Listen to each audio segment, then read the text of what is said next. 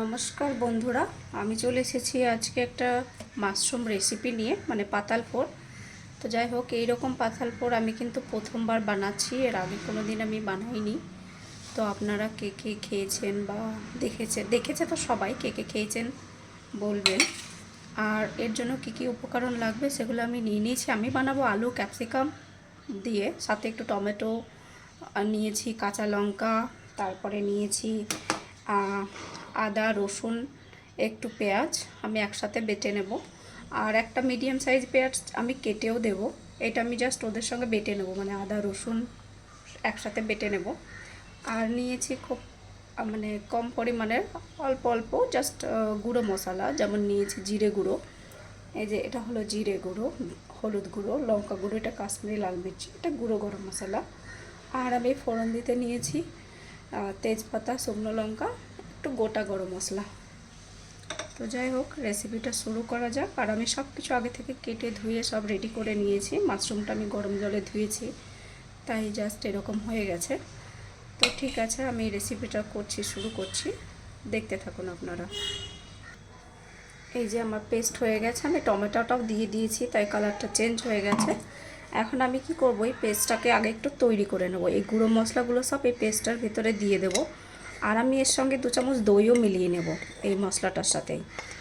তো মশলাটা আমি আগে বাস ভালো করে তৈরি করে নিচ্ছি। আর এই গুঁড়ো মশলাটা আমি একদম লাস্টে দেব। তো এখন আমি দিয়ে দিচ্ছি 2 চামচ টক দই। ব্যাস, খুব সুন্দর করে আমি মশলাটা মিক্সের মধ্যেই মিক্স করে নিলাম। এবার যাওয়া যাক আমাদের রান্নার দিকে। ওকে, শুরু করা যাক রেসিপিটা। বানাচ্ছি সর্ষে তেলে। প্রথমে দিয়ে দিলাম তেল,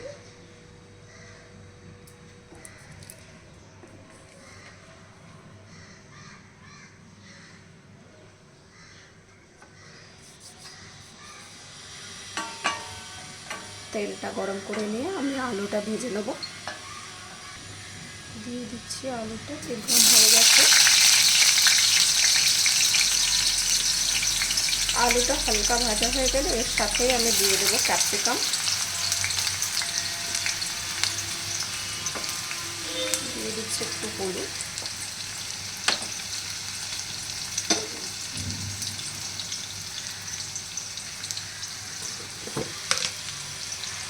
অল্প একটু লবণ, ভালো করে মিক্স করে ভেজে নেব। একটু ঢেকে ভালো করে ভেজে নেব আলুটা। হালকা ভাজা হয়ে গেলে আমি দিয়ে দেবো ক্যাপসিকামটা।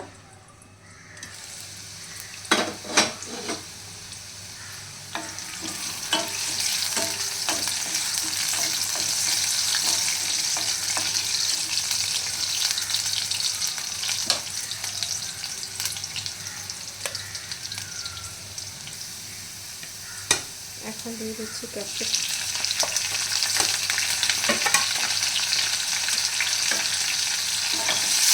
ভাজা হয়ে গেছে, আমি এবার উঠিয়ে নেব।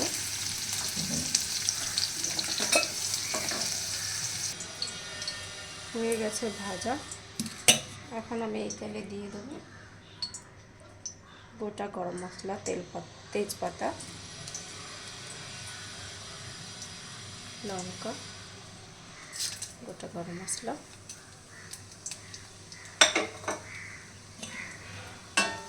একটু হালকা নেড়ে চেড়ে এখন একটা মিডিয়াম সাইজের কেটে রাখা পেঁয়াজ,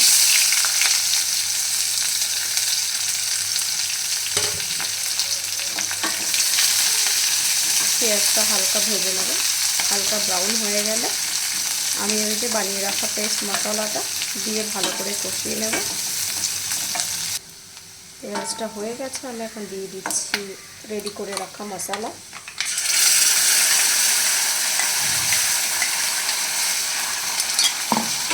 ভালো করে নেড়ে চেড়ে নেব। একটুখানি জল দিয়ে দেবো, মিক্সিতে রাখা জলটাই দেবো। ভালো করে নেড়ে চেড়ে কষিয়ে নেব মশলাটা। দিয়ে দিচ্ছি স্বাদ মতো লবণ। লবণটা আমি এখনই দিচ্ছি। তো এরপরে যখন আমি মাশরুমটা দেব, তো ওরও একটা প্রচণ্ড জল বেরোয়। তো তরকারিটাই আমি খুব বেশি যে জল দেবো বলে মনে হয় না। দেখা যাক। এই যে অলমোস্ট হয়ে এসছে মশলা কষা হয়ে গেছে। এই যে তেল ছেড়ে দিয়েছে। এখন আমি দিয়ে দেব ভেজে রাখা আলু আর ক্যাপসিকাম।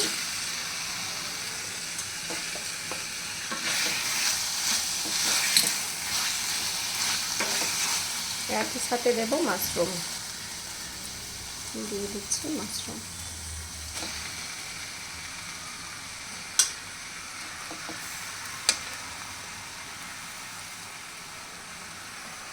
গরম জলেতেই অর্ধেক নরম হয়ে গেছে।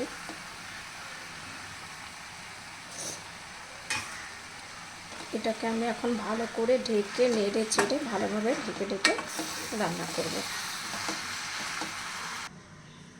ভালো করে নেড়ে চেড়ে বাস এবার আমি একটু ঢাকা দিয়ে 10 মিনিট রান্নাটা করছি। দেখুন কত জল বেরিয়েছে। তো আর এই তরকারিটাতে জল লাগবে না, জল দেবো না আমি। এই জলটাতেই সিদ্ধ হয়ে যাবে। আলু আর ক্যাপসিকাম তো এমনিতেই হয়ে গেছে। এবার মাশরুমগুলো অলমোস্ট হয়ে এসছে। প্রচুর জল বেরিয়েছে।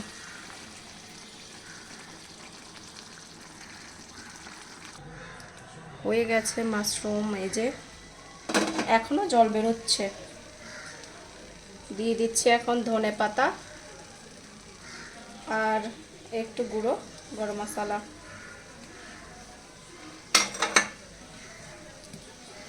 ভালো করে মিক্স করে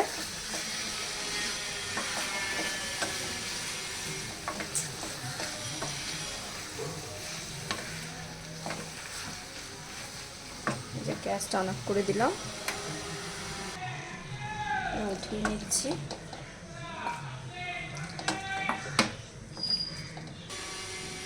এই যে রেডি। আমার রেসিপিটা কেমন হয়েছে সবাই বলবে। আর এইভাবে করে রান্না করে আপনারাও দেখতে পারেন। অনেক রকমেরই হয়, বাট এটা একটু আলাদা ধরনের আমি করেছি। তো সবাই অবশ্যই পাশে থাকবেন। Thank you.